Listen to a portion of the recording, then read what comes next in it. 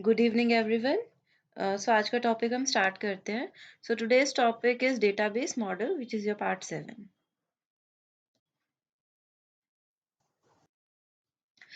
सो database के models होते क्या हैं?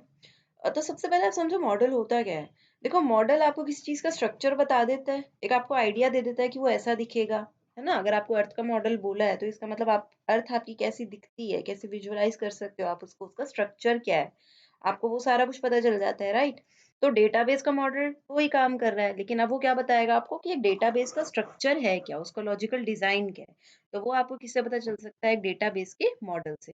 तो it determines the logical structure of a database, कि भाई डेटाबेस लॉजिकली बना कैसे है, and fundamentally determines in which manner data can be stored, organized and manipulated.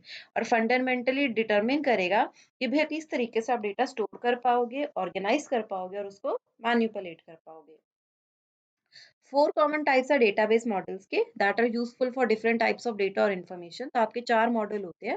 Depending upon your specific needs one of these models can be used. तो आपका hierarchical है, network है, relational है एंड ऑब्जेक्ट ओरिएंटेड मॉडल्स है, databases है, sorry, जो आपकी types है। पहला आता है आपका हिरारिकल डेटाबेस। देखो, हिरारिकल जो डेटाबेस होता है या जो डेटाबेस का मॉडल है, हिरार्की मतलब क्या होता है? एक ऑर्डर होता है। लाइक आपको पता है कि एक फैमिली ट्री का एग्जांपल छोटे होते आपको बहुत करवाते थे, जो हिरार्की वर्ड सिखाने के लिए, कि फैमिली ट्री पहले आपके ग्रैंड पेरेंट्स है, आपके पेरेंट्स है, आप लोग हैं, फिर आपके बाद आपके जो चिल्ड्रन होंगे वो होंगे, राइट। तो ये एक हिरारिकल ऑर्डर होता है जो टॉप डाउन अप्रोच को फॉलो करता है, यानी एक पेरेंट चाइल्ड रिलेशनशिप को फॉलो करता है। तो जो ये वाला डेटाबेस है वो भी इसी चीज पे बना हुआ है। तो अभी हम अंडरस्टैंड करेंगे कैसा बना हुआ है। तो स्टार्टिंग अगर इसकी इंट्रोडक्शन देखिए तो ये सबसे पहला, यानी जो ओल्डेस्ट डेटा मॉडल है, ये आईबीएम ने बनाया था फॉर इंफॉर्मेशन मैनेजमेंट सिस्टम, यानी सिर्फ इंफॉर्मेशन के लिए। ज़्यादा हाई लेवल के, अगर आपने records, audio, video, text, graphics, ऐसा मल्टीमीडिया वाला सिस्टम नहीं था, सिर्फ इंफॉर्मेशन मैनेजमेंट सिस्टम के लिए आप इसको रख सकते थे। In a hierarchical database model the data is organised into a tree like structure. क्योंकि ट्री आपको पता है पेरेंट चाइल्ड रिलेशनशिप होती है ना, ट्री में एक रूट होता है। कंप्यूटर वाले ट्री जो होता है उसमें एक रूट होता है, और उस रूट से फिर चिल्ड्रन बने होते हैं। फिर उन चिल्ड्रन के फर्दर आपके चिल्ड्रन होते हैं, अगर आपको ट्री का स्ट्रक्चर पता है, राइट। तो हिरारिकल मॉडल भी वही ऑर्डर फॉलो करता है, वही ऑर्गेनाइजेशन है उसकी, ट्री लाइक स्ट्रक्चर की। Its structure is like a tree with nodes representing records. तो आपको पता है कि ट्री जब रूट है या चिल्ड्रन है, वो सारी क्या है? नोड्स ही है। तो ये जो सारी नोड्स होती हैं, अब हिरारिकल डेटाबेस में हर एक नोड जो है वो एक रिकॉर्ड को रिप्रेजेंट कर रही है। रिकॉर्ड मतलब टपल या रो। तो हर एक रो जो है, एक नॉर्मल जो टेबल में आप स्टोर करते हो डेटा, रिलेशनल डेटाबेस तो सबको पता ही है कैसा दिखता है। तो एक नॉर्मली जो आपका रिकॉर्ड एक टेबल में एक रो की तरह होता है, तो एक्चुअल में ट्री में कैसे स्टोर हो रहा है? नोड की फॉर्म में। तो हर एक रिकॉर्ड क्या है? एक नोड है। और ब्रांचेस जो बनी होती हैं वो क्या बन जाती हैं? फील्ड बन जाती हैं, ठीक है। तो जैसे ब्रांच बनती है ना, वो जो लाइन होती है दो सर्कल्स के बीच में, वो क्या है? आपके कॉलम का नेम बन जाता है, यानी फील्ड बन जाती है। Windows registry used in Windows XP. अब ये एक रियल लाइफ एग्जांपल है हिरारिकल डेटाबेस का। जो विंडो की रजिस्ट्री होती है ना, विंडोज एक्सपी वाली जो आपकी थी, विंडोज एक्सपी के अंदर अगर आपने कभी देखा हो विंडोज एक्सप्लोरर, विंडोज रजिस्ट्री का मतलब विंडोज एक्सप्लोरर जो है, तो वो जो था ट्री, ये हिरारिकल डेटाबेस यानी ट्री लाइक स्ट्रक्चर का ही था। This type of database employees the parent child relationship. Parent child relationship ये यूज करता है फॉर स्टोरिंग डेटा। पेरेंट क्यों? क्योंकि जो टॉप मोस्ट पे है वो पेरेंट है, उसके नीचे नीचे उसके हम चाइल्ड बनाते रहते हैं। तो ये जैसे आपका एक ट्री हो गया हिरारिकल डेटा मॉडल, ये रूट हो गया, ये फिर फर्दर उसके क्या हो गए? चाइल्ड। तो ये जो नोड्स बनी हुई है ना आपकी तीन, level one child, level one child, तो बेसिकली ये रिकॉर्ड्स है। और ये जो आपका ऐसे ये जो लाइन जा रही है ना, यानी जो ये आपकी ब्रांच जा रही है, यहाँ पे आप कॉलम का नेम लिख दोगे, इधर इधर एंड इधर। सिमिलरली फर्दर इसकी और ब्रांचिंग हो रखी है। तो ये सारे जो नोड्स बनी हुई है, इन नोड्स में आप रिकॉर्ड यानी कोई रो डाल दोगे, और इन ब्रांचेस के ऊपर आप कॉलम का नेम लिख दोगे। तो चाइल्ड जो है नोड में हैव ओनली वन पेरेंट। अब ये इंपॉर्टेंट बात है, क्योंकि आगे के जो स्ट्रक्चर है वो इसी से डिफरेंशिएट करेगा जो बाकी के जो डेटा मॉडल्स हैं। वो यहाँ पे क्या बोलता है कि एक चाइल्ड नोड का एक ही पेरेंट हो सकता है। जैसे नॉर्मली आप कहते हैं ना किसी बच्चे का एक ही पैरेंट, 2 पेरेंट्स ही हो सकते हैं। मम्मी-पापा अगर एक फैमिली की तरह मिला लो तो एक ही पेरेंट हुआ, तो उसी ढंग से अब इसका जो है लेवल 1 का रूट पेरेंट है, इसका भी पेरेंट रूट है, इसका भी पेरेंट रूट है, मतलब पेरेंट तो एक ही हुआ। इसी ढंग से लेवल 2 चाइल्ड का लेवल 1 चाइल्ड जो है वो पेरेंट है और इस वाले का भी यही पेरेंट है, मतलब हर चाइल्ड नोड का एक पेरेंट है। और इसमें वन टू मैनी रिलेशनशिप होती है, क्योंकि देखो यहाँ पे वन है और उसके बहुत सारे चाइल्ड हो गए, पेरेंट तो एक हुआ तो वन, और चिल्ड्रन कितने हो गए, मैनी, इसलिए मैनी। तो one to many relationship model है ये, बेस्ड ऑन वन टू, क्यों, क्योंकि पेरेंट तो वन ही है लेकिन चाइल्ड उसके कितने भी हो सकते हैं। एग्जाम्पल अगर हम ले स्टूडेंट का और कोर्सेज का, तो where a course can be assign to a single student, ठीक है, whereas student can take number of courses. अब दो चीजें देखो, अगर हमारे पास एग्जाम्पल किसका हमने लिया है, स्टूडेंट और कोर्स का, हम बोल रहे हैं कि एक स्टूडेंट जो है ना वो बहुत सारे कोर्सेज ले सकता है। सही बात है, मैं अगर किसी कॉलेज में जाऊँ तो मैं बहुत सारे कोर्सेज ले सकती हूँ, लेकिन एक कोर्स एक ही बच्चे को असाइन हो सकता है, मतलब पाइथन जो है मुझे एक ही बार असाइन होगी। मुझे बार बार वो ये नहीं कहेंगे कि मैं सारे कोर्सेज में, मेरे को 6 कोर्स लेने हैं मान लो क्रेडिट के, तो मैं ये नहीं कर सकती कि 6 के 6 मैं पाइथन ही ले लूं। मैं पाइथन लूंगी, जावा लूंगी, सी प्लस प्लस सारे लूंगी ना, तो मतलब कोर्स जो है वो एक ही असाइन होगा, लेकिन स्टूडेंट कितने भी कोर्सेज ले सकता है। तो इसलिए वन टू मैनी रिलेशनशिप होगी, तो उसको हम क्या कर सकते हैं, डायग्रामेटिकली हिरारिकल मॉडल में शो कर सकते हैं। जैसे रूट नोड से मैंने एक रिकॉर्ड बना लिया, मैंने बोला था ना ये रिकॉर्ड है, तो जैसे ये एक नोड हो गई, ये दूसरी नोड हो गई, ये तीसरी नोड हो गई उनकी, और यहाँ पे ब्रांचेस में हमने उसका नेम लिख दिया कि ये स्टूडेंट आईडी, स्टूडेंट नेम और एज उसकी वो होगी। अब जैसे मुस्कान ने क्या किया, एक कोर्स ले लिया 101 पाइथन, ठीक है। एलेक्स है, उसने 2 कोर्स ले लिए, 102 Java and 103 C plus plus. John ने भी 103 सी प्लस प्लस ले लिया।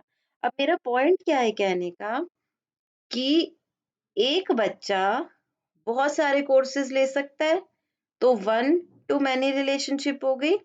लेकिन पाइथन वाला कोर्स मुस्कान को एक ही मिलेगा। मुस्कान ये नहीं कर सकती कि एक और कोर्स भी ले ले और वो भी सेम पाइथन ही हो, उसको कोई और ही चूज करना पड़ेगा।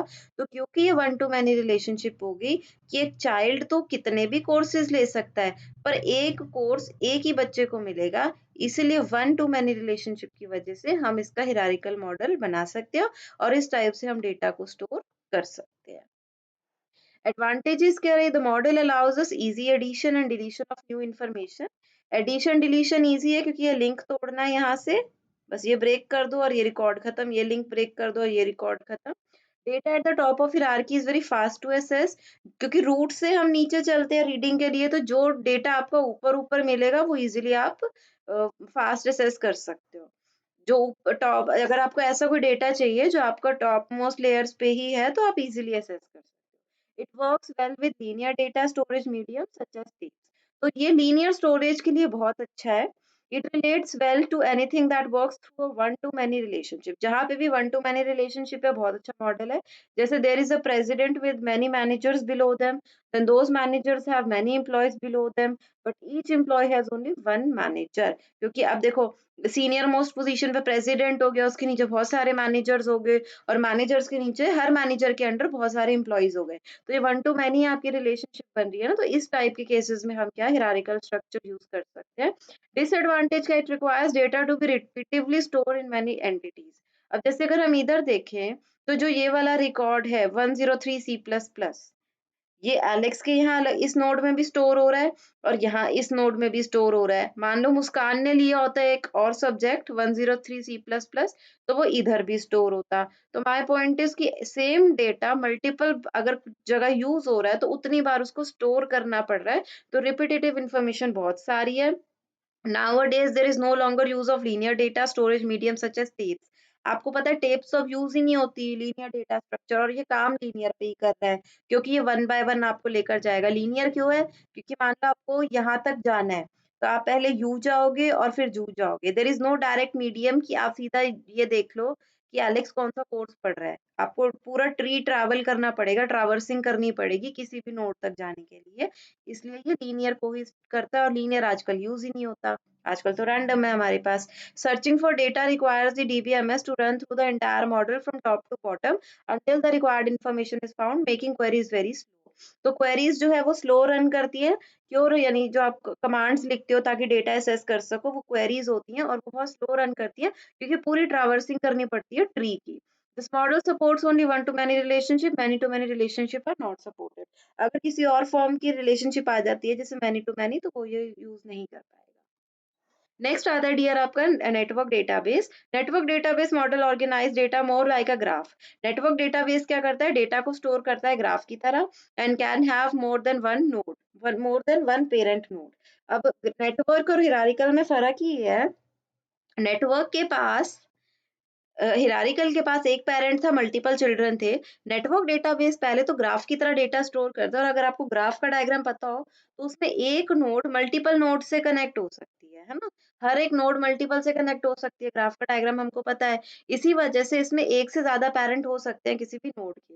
Network model is a database model conceived as a flexible way of representing objects and their relationships. तो ये क्योंकि many to many type relationship कर लेता है ना, तो इसलिए ये फ्लेक्सिबल वे है। ये नहीं है कि वन टू मैनी पे ही काम करेगा, ये मैनी टू मैनी पे भी कर जाएगा। This was most widely used before the relational database was introduced. Relational database से पहले यही वाला काम आ रहा था। It was introduced to overcome the drawbacks of the hierarchical model because the hierarchical model uses one-to-many relationship. As a result, only a few relationships can be established. वो क्या बोलता है कि हिरारिकल कहाँ तक था उसका? वन टू मैनी तक था, रिस्ट्रिक्टेड था। लेकिन अब ये क्या है? ये तो सारी रिलेशनशिप्स यूज कर सकता है, मैनी टू मैनी भी। तो इस रीजन से इसने रिस्ट्रिक्शन खत्म कर दी वो वाली। नेटवर्क मॉडल के अंदर ये many to many relationship use कर रहा है। यहाँ पे एक चाइल्ड को अलाउड है कि उसके एक से ज्यादा पेरेंट हो सकते हैं, जिससे large number of relationships can be applied. क्योंकि अब उसके ज्यादा पेरेंट हो सकते हैं तो रिलेशनशिप भी ज्यादा बन सकती है एक टेबल के अंदर, और डेटा एक्सेस जो होगा वो उतना ही ईजियर हो जाएगा। अब रिस्ट्रिक्शन नहीं रहेगी कि बस यही पाथ से जाओगे तो इस नोड तक पहुंच सकते हो। उस रिकॉर्ड तक पहुंचने के आपके पास बहुत सारे तरीके हैं, तो जौन सा शॉर्टेस्ट पाथ है वो ले लो और उतनी जल्दी आपकी क्वेरी जो है वो सॉल्व हो जाएगी, प्रोसेसिंग हो जाएगी। इसलिए ये बेटर ऑप्शन था उससे। जैसे कंसिडर किया हमने टू टेबल्स, एक एम्प्लॉय टेबल ले ली हमने और दूसरी हमने उसकी डेट ऑफ ज्वाइनिंग ले ली। With the help of network model, more than one employ record can be linked. एक से ज्यादा रिकॉर्ड जो है वो लिंक हो सकते हैं दूसरे रिकॉर्ड से। तो जैसे मैंने यहाँ बोला कि एक टेबल है उसमें आर्य और एडमिन है, दूसरे में प्रिया मैनेजर है। दोनों की डेट ऑफ ज्वाइनिंग क्या? 2019। अब क्योंकि एक से ज्यादा लिंकिंग हो सकती थी तो दोनों ही इसके लिए दोनों ही ये पेरेंट बन गए, ये चाइल्ड हो गया और इसके दो पेरेंट हो गए। ठीक है, तो इस ढंग के हम बना सकते हैं। अगला आता है advantages of network model. As more number of relationships establish हो जाते हैं तो it reduces data duplicity, saves memory, improves access time of data. वो क्या बोलता है? क्योंकि आपकी जो नंबर ऑफ रिलेशनशिप्स है बिटवीन डेटा टेबल ज्यादा हो गई, तो जो हम रिडंडेंसी कर रहे थे ना, यानी डुप्लीकेसी कर रहे थे, अब वो हमें उतनी करने की नीड नहीं है, क्योंकि वो एक ही जगह हम स्टोर करेंगे और दूसरी जगह से हम सिर्फ लिंक बना देंगे ताकि वो उसको एसेस कर सके, और एसेस टाइम भी इम्प्रूव हो गया क्योंकि जब मल्टीपल वेज है उस जगह पर आने के तो जो सबसे छोटा तरीका होता है हम वो ढूंढ लेंगे उस तक पहुंचने का, इसीलिए एसेस टाइम भी आपका इम्प्रूव हो गया। It is conceptually simple and easy to design. The network model can represent redundancy in data more efficiently than in hierarchical model. तो यहाँ पे redundancy कम होती है तो efficiency बढ़ जाती है। The network model can handle one to many relationship and many to many relationship. ठीक है, तो ये सारी टाइप की relationship handle कर सकता है, तो real life situation ज़्यादा handle हो सकती है। Data access is easier and flexible than the hierarchical model. Data का जो access है वो easy भी और flexible भी है। The network model is better than the hierarchical model in isolating the programs from the complex physical storage details. वो बोलता है कि जो नेटवर्क का मॉडल है वो बेटर है हिरारिकल मॉडल से, क्योंकि वो आइसोलेट कर देता है प्रोग्राम्स को कॉम्प्लेक्स फिजिकल स्टोरेज डिटेल से। ज्यादा हम फिजिकल स्टोरेज डिटेल्स में नहीं जाते हैं इसमें। डिसएडवांटेज क्या है कि इसमें पॉइंटर्स का यूज करते हैं। अब ग्राफ में आपका पॉइंट्स का यूज होता है, पॉइंटर्स का, तो they are maintained using pointers, और जो होल डेटाबेस का स्ट्रक्चर है थोड़ा कॉम्प्लेक्स हो जाता है क्योंकि पॉइंटर्स को लगाना भी मुश्किल है और उनको डिलीट करना भी मुश्किल है। Insertion, deletion and updation operations जो है उसमें पॉइंटर एडजस्टमेंट बहुत ज्यादा है। मेन प्रॉब्लम जो है ना हिरारिकल में वो आपके पॉइंटर की ही एडजस्टमेंट की है सबसे ज्यादा। The structural changes to database is very difficult. वो डिफिकल्टी भी आपके पॉइंटर्स की ही वजह से है, चेंजेस करने मुश्किल होते हैं इसके अंदर बेसिकली, यही प्रॉब्लम है। थर्ड जो आपका डेटाबेस आता है डियर, वो है रिलेशनल डेटाबेस। रिलेशनल डेटाबेस आपका किसने बनाया था? ईएफ कॉर्ड ने बनाया था। Various software system use to maintain relational databases are known as relational database management system. तो वो सारे सॉफ्टवेयर जो कि एक रिलेशनल डेटाबेस को मेंटेन करने के काम आते हैं, उनको हम क्या बोलते हैं? RDBMS. In this model, data is organized in rows and columns. तो रिलेशनल डेटाबेस कैसे आप अब डेटा को स्टोर कर रहा है? वो टेबल की फॉर्म में स्टोर कर रहा है, ठीक है? तो टेबल किस में ऑर्गेनाइज्ड होता है? रो एंड कॉलम के बीच में। And the relationship is maintain by storing a common field. अगर आपने दो टेबल बनाए हैं, उन टेबल के बीच में अगर आपको रिलेशनशिप बनानी है, तो वो रिलेशनशिप कैसे बनेगी? एक कॉमन कॉलम, मतलब पहले टेबल में भी एक कॉमन कॉलम, एक कॉलम बना दो और दूसरे में भी वो सेम कॉलम लगा दो। बाकी सारी फील्ड पहले कॉलम यानी कॉलम अलग है, दूसरे में भी सारे अलग है, पर एक सेम वाला कॉलम दोनों में नाम रख देना। जैसे एक स्टूडेंट टेबल बना लिया मैंने और दूसरा मैंने कोर्स टेबल बना लिया कि वो कौन से कोर्सेज ले रहा है। तो पहले टेबल में स्टूडेंट की सारी इन्फॉर्मेशन लिख दो जो आपकी नीडेड है पर्सनल, साथ में एक रोल नंबर की फील्ड लगा दो और दूसरे टेबल में भी उसकी कोर्स की सारी डिटेल डाल दो और एक रोल नंबर की फील्ड लगा दो। अब रोल नंबर दोनों में कॉमन हो गया, तो उससे क्या हो गया आपका? रिलेशनशिप बन गया। रिलेशनशिप कैसे बनेंगे वो हम डिटेल में आगे की वीडियो में पढ़ेंगे, तो ये बस थ्योरी पॉइंट ऑफ व्यू से है। In relational model three key terms are heavily used, such as relation, attribute and domain. इसमें तीन टर्म्स अच्छे से यूज होती है। रिलेशन आपका टेबल होता है, रोज एंड कॉलम। जब भी रिलेशनल डेटाबेस में हम बोलेंगे ना रिलेशन की फॉर्म में आप डेटाबेस मेंटेन कर रहे हो, तो रिलेशन का मतलब है table. The named column of the relation are called attributes. जो कॉलम होते हैं ना, कॉलम को आप नाम दे देते हो, तो उनको हम एट्रीब्यूट्स बोलते हैं। डोमेन क्या है? Set of all possible values that an attribute can take. मान लो आपने टेबल में एक एट्रीब्यूट बनाई जिसका नाम है roll number. Roll number column का नेम है, कॉलम का नेम क्या एट्रीब्यूट होता है। तो मान लो आपने एक एट्रीब्यूट बनाया रोल नंबर। अब रोल नंबर वाली फील्ड के अंदर आप कितने नाम डाल सकते हो, कितने वैल्यूज डाल सकते हो? भाई जितने भी नंबर एग्जिस्ट करते हैं वो रोल नंबर बन सकता है। जैसे यूनिवर्सिटी का कोई सीरियल नंबर होता है, तो उस सीरियल ऑर्डर में जितने भी नंबर्स एग्जिस्ट करेंगे वो सारे आपके बन सकते हैं। तो डोमेन वो ही है जो सारी पॉसिबल वैल्यूज उस एट्रीब्यूट में आ सकती है। मतलब रोल नंबर वाली फील्ड में जो भी आप न्यूमेरिकल वैल्यू डाल सकते हो जो सीरीज में आती हो, वो आपकी डोमेन की वैल्यू है। डोमेन क्या है? सुपर सेट है, उसने सारी वैल्यूज दिखा दी। अब तुम उस वैल्यूज में से कौन सी वैल्यूज डालोगे वो तुम्हारी मर्जी है उस एट्रीब्यूट में। डोमेन में तो सारी वैल्यूज, जैसे नेम नाम का एट्रीब्यूट है, तो नेम दुनिया में जितने भी नेम है वो आप वो डोमेन में आ गए, सुपर सेट बन गया। अब उसमें से जो नेम आपको चूज करने हैं या जिस जो जो नेम आपका रखा हुआ है उस एट्रीब्यूट में डाल दो, ठीक है? तो डोमेन क्या है? Set of all possible values that an attribute can take. जो भी वैल्यू वो एट्रीब्यूट ले सकता है उसको हम डोमेन बोलेंगे। जरूरी नहीं है डोमेन की वैल्यू एट्रीब्यूट में आए, रखनी है रखो, नहीं रखनी मत रखो। अब जैसे अब हम टेबल का बात करें, तो देखो रोल नंबर, नेम और ये पहले तो ये रोज है, ये कॉलम है, ये टेबल का नेम है, ये एट्रीब्यूट्स हो गए जो एक एक कॉलम है, कॉलम का जो हेडिंग है वो एट्रीब्यूट हो गया। जैसे रोल नंबर एक एट्रीब्यूट है, नेम एक एट्रीब्यूट है, फोन नंबर एक एट्रीब्यूट है। उसके बाद इसको आप हॉरिजॉन्टली देखेंगे अगर कलेक्शन ऑफ सेल्स, तो आपकी टप्पल या रो है और टप्पल रिलेशन बन गया, एट्रीब्यूट या कॉलम बोलते हैं।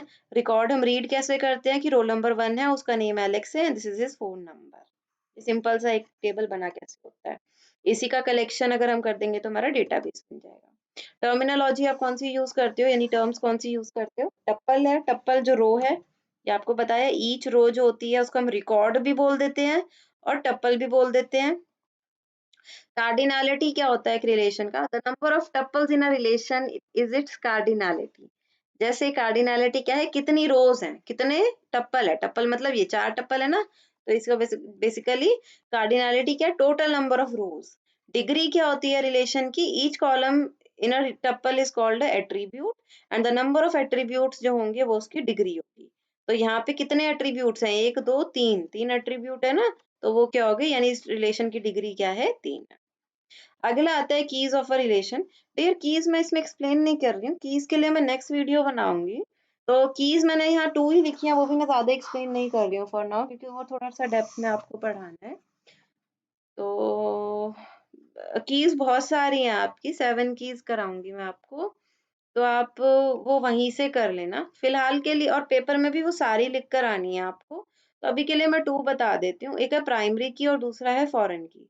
प्राइमरी की क्या है, it uniquely identifies a table, it doesn't have null value. जैसे रोल नंबर है, जिस आपको पता है कि एक क्लास में क्या पूरे स्कूल में एक बिल्डिंग जो बनी हुई है, कोई दो बच्चों के नहीं, पूरे स्कूल में नहीं, सॉरी, एक क्लास के अंदर दो बच्चों के रोल नंबर सेम नहीं हो सकते, आपको पता है ना। ठीक है, रजिस्ट्रेशन नंबर पूरे कॉलेज में किसी का सेम नहीं हो सकता, कॉलेज में क्या यूनिवर्सिटी में ही सेम नहीं हो सकते registration number. Roll number school level पे तो सेम हो सकते हैं, लेकिन अगर बोर्ड के रोल नंबर हो तो अगेन वो सेम नहीं हो सकते। ठीक है, तो ऐसे कोई एट्रीब्यूट जो यूनिकली आइडेंटिफाई कर सकता है रिकॉर्ड्स इन अ टेबल, मतलब अगर मैं ये बता दूं कि इतने बड़े डेटाबेस में से जिसका रोल नंबर ये है या जिसका रजिस्ट्रेशन नंबर ये है, मुझे उसकी डिटेल निकाल दो, तो पूरी उस बिल्डिंग में से सिर्फ उसी बच्चे का रिकॉर्ड आ जाएगा ना आपके पास, उसकी रो आ जाएगी। तो ऐसा जो एट्रीब्यूट होता है जो यूनिकली आइडेंटिफाई कर दे पूरे के पूरे रिकॉर्ड को, पूरे के पूरी रो को, पूरे डेटाबेस में से या टेबल में से, उसको हम क्या बोलते हैं, प्राइमरी की। और उसको कभी भी हम खाली नहीं छोड़ते, और उसकी वैल्यूज हमेशा क्या होती हैं, यूनिक ही होती हैं, क्योंकि उसका काम ही ये है सबको अलग दिखाना, सबकी अलग पहचान बताना। जैसे आधार कार्ड नंबर है आपके, वो सबके यूनिक होते हैं ना, तो ऐसा जो भी फील्ड जो सबको अलग कर देगा, वो कौन सी होगी, आपकी प्राइमरी की होगी। फॉरेन की क्या होती है कि अगर आपने 2 या 3 टेबल बनाए और उनके बीच में अगर आपको रिलेशन बनाना है, तो मैंने पीछे भी बताया, आपको एक कॉमन कॉलम लेना पड़ेगा और वो हर टेबल में डालना पड़ेगा ताकि उनके बीच में रिलेशन बन सके। तो वो जो पहले टेबल में तो उसको हम प्राइमरी की बोल देंगे, दूसरे टेबल में हम उसको फॉरेन की बोल देते हैं। तो it refers to the primary key of some other table, it permits only those values which appear in the primary key. ठीक है, तो जो प्राइमरी की में वैल्यूज होती हैं वही हमारी फॉरेन की में भी आ सकती हैं। ये कॉन्सेप्ट में इसका इंसर्शन डिलीशन थोड़ा सा डिटेल बताऊंगी आपको नेक्स्ट वीडियो में। अगला आता है डियर आपको एग्जांपल ऑफ रिलेशनल डेटाबेसेस, बहुत सारे हैं मार्केट में। तो ओरेकल है, माईएसक्यूएल, माइक्रोसॉफ्ट एसक्यूएल सर्वर, मैं 3 आपको एक्सप्लेन कर रही हूँ। जो ओरेकल डेटाबेस है उसको हम ओरेकल आरडीबीएमएस भी बोलते हैं, multi modal database management system है जो ओरेकल कॉर्पोरेशन ने बनाया था। माईएसक्यूएल क्या है, आपको ओपन सोर्स है, ठीक है, यानी लाइसेंस नहीं है इसका, आप फ्रीली डाउनलोड कर सकते हो। आरडीबीएमएस है और ये एसक्यूएल लैंग्वेज पे बेस्ड है, ठीक है, यानी इसको स्ट्रक्चर्ड क्वेरी लैंग्वेज पे बेस्ड है, एसक्यूएल की क्वेरीज इसमें रन कर सकती हैं। ये सारे प्लेटफॉर्म पे रन कर लेता है, चाहे लाइनेक्स हो, चाहे यूनिक्स हो, चाहे विंडोज हो। माइक्रोसॉफ्ट का जो एसक्यूएल सर्वर है वो एक आरडीबीएमएस है, again relational database management system है, जो सपोर्ट करता है wide variety of transaction processing, business intelligence and analytics application in corporate IT environment. ये भी मतलब बहुत सारी जगह पे यूज होता है। ये आपका बनाया किसने है, माइक्रोसॉफ्ट वालों ने बनाया। बेसिकली जितना भी ट्रांजेक्शन की प्रोसेसिंग या कोई बिजनेस इंटेलिजेंस, कोई एनालिटिक्स का जो काम करना है आईटी इन्वायरमेंट में, वो आप एसक्यूएल सर्वर के ऊपर कर सकते हो। मतलब प्रोफेशनली अगर आप डेटाबेस यूज करो तो ये बहुत अच्छे से कर सकते हो। एडवांटेज क्या है आपके आरडीबीएमएस की, data integrity for accuracy and consistency. Data integrity का मतलब क्या है कि आपका जो डेटा है वो एक्यूरेट रहता है और कंसिस्टेंट रहता है। मतलब अगर आपने 10 टेबल भी बनाए हैं, तो 10 टेबल के अंदर से अगर मान लो 2 टेबल बनाए जिसके अंदर आपने बच्चे का फ़ोन नंबर डाल रखा है, तो अगर आपने एक टेबल में उसका फ़ोन नंबर चेंज किया, तो दूसरों में ऑटोमेटिकली रिफ्लेक्ट हो जाएगा वो चेंज। डेटा एक्यूरेट रहेगा। ये नहीं है एक जगह कुछ और डेटा और एक जगह कुछ और हो। तो वो इंटीग्रिटी मेंटेन रहेगी। रिडंडेंसी हम रिड्यूस कर देते हैं, क्योंकि मैंने आपको बोल ही दिया कि एक टेबल में थोड़ा डेटा डाल लो, दूसरे में थोड़ा डेटा डाल लो और दोनों को कैसे जॉइन कर दो एक कॉमन फील्ड से, ताकि पूरा टेबल हमारे पास आ जाए, तो रिडंडेंसी नहीं होती है। SS control and integrity in the form of constraints which enables invalidation before entering and assessing the data. इसमें वो क्या बोलता है, एसएस कंट्रोल एंड इंटीग्रिटी, आप क्या कर सकते हो कि कौन-कौन उसको असेस करेगा, वो आप देख सकते हो, ठीक है? इन the form of constraints which enable validation before entering and assessing the data. इसका मतलब क्या है कि उस डेटा को कौन-कौन यूज कर सकता है, कौन रीड कर सकता है, कौन राइट कर सकता है, एग्जीक्यूट कौन कर सकता है, उसके लिए हम क्या कर सकते हैं, एसएस कंट्रोल के मैकेनिज्म लगा सकते हैं। ऑथेंटिकेशन कर सकते हैं हम, ग्रांट कर सकते हैं, रिवोक कर सकते हैं प्रोविजन, ये मैं पिछली वीडियो में एक्सप्लेन कर चुकी हूँ। प्रोवाइड्स हाई सिक्योरिटी, सिक्योरिटी के लिए भी हमने यही डीसीएल की हमारी कमांड्स जो होती हैं ग्रांट एंड रिवोक वाली वो लगा रखी हैं, तो हमारी सिक्योरिटी हो जाती है। Support to store any data type मतलब आप मल्टीपल डेटा टाइप्स जो है इसमें स्टोर कर सकते हो। Number, character, date, image, audio, text file सब स्टोर हो सकती हैं। Data can be managed and used by several users at a time. एक ही टाइम पे बहुत सारे लोग इस डेटाबेस को एक्सेस कर सकते हैं। Data can be shared across various platforms, मतलब आप यूनिक्स पे भी इस डेटाबेस पे काम कर सकते हो, लाइनक्स पे भी कर सकते हो, विंडोज पे भी कर सकते हो। तो प्लेटफॉर्म चेंज करने के बाद भी आप काम कर सकते हो। In relational model, changes in the database structure do not effect the data access. मतलब अगर आप लॉजिकल लेवल पे कोई चेंज कर रहे हो तो एक्सटर्नल व्यू में कोई फर्क नहीं पड़ रहा है। In revision of any information as tables consisting of rows and columns is much easier to understand. अगर हमको कोई चेंज करना भी है तो क्योंकि रो एंड कॉलम की फॉर्म में हमारा डेटा पड़ा हुआ है तो हमारे लिए थोड़ा इजी अंडरस्टैंडिंग रहती है कि वो इंफॉर्मेशन कैसे चेंज हुई। In this, we can write complex query to assess or modify the data from the database. इसके अंदर हम क्या कर सकते हैं, क्वेरीज लिखते हैं और बहुत कॉम्प्लेक्स क्वेरीज हम लिख सकते हैं और डेटाबेस को इजीली असेस मॉडिफाई कर सकते हैं। मतलब क्या कह रहा है कि मुश्किल क्वेरीज को इजी ढंग से लिख पाएंगे और उसके बाद हमारे डेटा का जो डेटाबेस में जो डेटा है उसको हम मॉडिफाई कर पाएंगे अकॉर्डिंगली। ज्यादा मुश्किल नहीं होता है, मुश्किल काम भी इजीली हो जाता है। अगला है आपका dear object oriented database. An object oriented database is a system in which information is represented in the form of object such as object oriented programming. जिन्होंने ऑब्जेक्ट ओरिएंटेड प्रोग्रामिंग ऊप्स पढ़ रखी है उनको तो पता ही होगा, वैसे तो पढ़ ही रखी होगी अगर आप इस पे आए हो तो आप प्रीवियस सेमेस्टर में पढ़ चुके हैं सी प्लस प्लस की, तो उसमें आपको ऑब्जेक्ट ओरिएंटेड प्रोग्रामिंग तो पता ही होगी कि हम रियल वर्ल्ड की हर एक चीज को एक ऑब्जेक्ट मान के चलते हैं और उस ऑब्जेक्ट के अंदर उसके डेटा और मॉड्यूल्स होते हैं और वो मॉड्यूल्स या फंक्शंस क्या करते हैं उस डेटा के ऊपर एक्ट करते हैं। तो हम बेसिकली क्या कर देते हैं, हर एक चीज को एक एंटिटी की तरह या ऑब्जेक्ट की तरह ट्रीट करते हैं। तो जो ऑब्जेक्ट डेटाबेस है वो एक ऐसा सिस्टम है जिसके अंदर जितनी भी इंफॉर्मेशन है वो रिप्रेजेंट की जाती है ऑब्जेक्ट्स की फॉर्म में, मतलब हर एक चीज एक ऑब्जेक्ट है। Object oriented data model is based on object oriented programming language, जो आज के टाइम पे बहुत यूज हो रहा है। Inheritance, polymorphism, overloading, overriding, object identity, encapsulation, information hiding with methods to provide an interface to objects are key concepts of object oriented programming language। तो ये आपको पता ही है। इनहेरिटेंस मतलब कि एक ऑब्जेक्ट दूसरे को आगे इनहेरिट कर लेता है। पॉलीफॉर्मिज्म मतलब एक चीज के मल्टीपल मीनिंग्स आप कर सकते हो। ओवरलोड कर देते हो फंक्शन को, ओवरराइड कर लेते हो, इनकैप्सुलेट कर लेते हो। जब आपने ऑब्जेक्ट बनाया तो सारी इन्फॉर्मेशन को हाइड कर लिया ना, तो इनकैप्सुलेशन भी वही हो गई, एब्स्ट्रैक्शन भी हो गई, इन्फॉर्मेशन भी हाइड हो गई। तो ये सारे सी कॉन्सेप्ट्स हैं। Object oriented data model also supports a rich type system including structured and collection types. तो ये क्या करता है, ये सपोर्ट करता है बहुत सारी रिच टाइप सिस्टम, मतलब बहुत सारी डेटा टाइप्स का यूज कर रहा है जिसमें आपकी स्ट्रक्चर्ड और कलेक्शन टाइप्स भी है। मतलब बेसिक डेटा टाइप्स तो होती हैं लेकिन अब जो user defined structured data types हैं वो सारी भी आप बना सकते हो। तो अगर हम बात करें डिफरेंस बिटवीन रिलेशन और ऑब्जेक्ट ओरिएंटेड डेटाबेस मॉडल की, तो डिफरेंस क्या है। रिलेशनल मॉडल में आपका जो है एक टेबल बना होता है, इसमें क्या बनती है, क्लास बनती है। ये पता ही है, ये इतना डीप में तो नहीं जाऊंगी इसके, मैं इज्यूम करके चल रही हूँ कि आपको ऊप्स आती है। तो इसमें हम क्लासेस का कॉन्सेप्ट लेते थे। टेबल का जो स्मॉलेस्ट वर्जन है वो टप्पल या रिकॉर्ड है। इसके अंदर क्या है, आपके ऑब्जेक्ट्स होते हैं। ऑब्जेक्ट्स मेमोरी के अंदर एक ऑब्जेक्ट बन जाएगा और उस ऑब्जेक्ट के अंदर क्या होगा, उस से रिलेटेड डेटा और उससे रिलेटेड फंक्शन वो उसी एक ऑब्जेक्ट में रहेगा। ठीक है। उसके बाद इसमें कॉलम या एट्रीब्यूट होते हैं तो इसमें वेरिएबल हो जाते हैं। इसमें आप प्रोसीजर्स लगाते हो पीएलएसक्यूएल की हेल्प से और इसमें आप मेथड यानी फंक्शन लगाते हो। ठीक है। यानी इसमें जो डेटा है वो वेरिएबल की फॉर्म में है और मेथड जो है आपके फंक्शन है जो उन वेरिएबल पे काम करते हैं। इसके अंदर क्या है, आपके पास कॉलम है जिसके अंदर आपका सारा डेटा रहेगा और स्टोर्ड प्रोसीजर्स है। वो प्रोसीजर्स जो है पीएलएसक्यूएल की हेल्प से क्या करेंगे, आपको हेल्प कराएंगे कि आप इस पे काम कर सकें।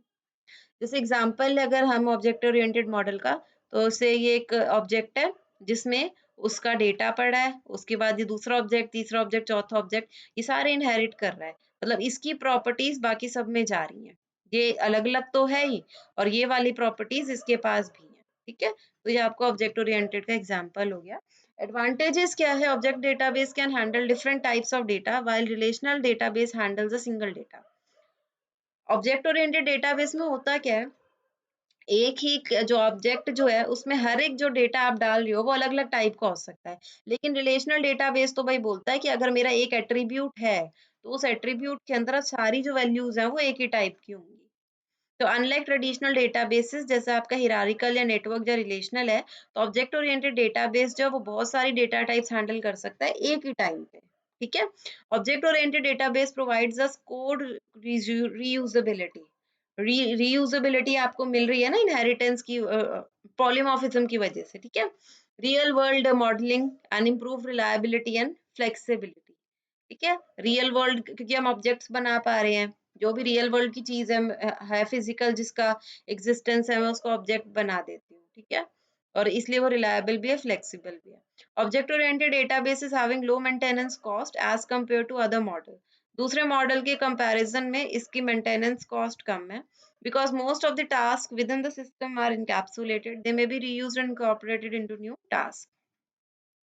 वो इसमें क्या बोल रहा है कि आपका जो ऑब्जेक्ट ओरिएंटेड डेटाबेस है उसकी लो मेंटेनेंस कॉस्ट है बाकी मॉडल से, क्योंकि because most of the task जो हो रहे हैं within the system are encapsulated, they may be reused and incorporated into new task. Actually object oriented programming यही तो बोलता है कि जितना भी पुराना काम है उसको हम जितना मैक्सिमम रीयूज कर सकते हैं तो कर लो, ठीक है। तो बस वही चीज है कि अब हमको क्योंकि रीयूज की आपकी है, इनकैप्सुलेशन में ज्यादा हम दिखाते भी नहीं है, तो इसलिए मेंटेनेंस कम रहती है। डिसएडवांटेज में क्या है, there is no universally defined data model for इसके लिए, तो इसके लिए अभी इसकी थ्योरेटिकल फाउंडेशन इतनी है नहीं, ठीक है। In comparison to RDBMS the use of this is still relatively limited. इसको हम इतना ओडीबीएमएस को हम इतना यूज नहीं करते हैं।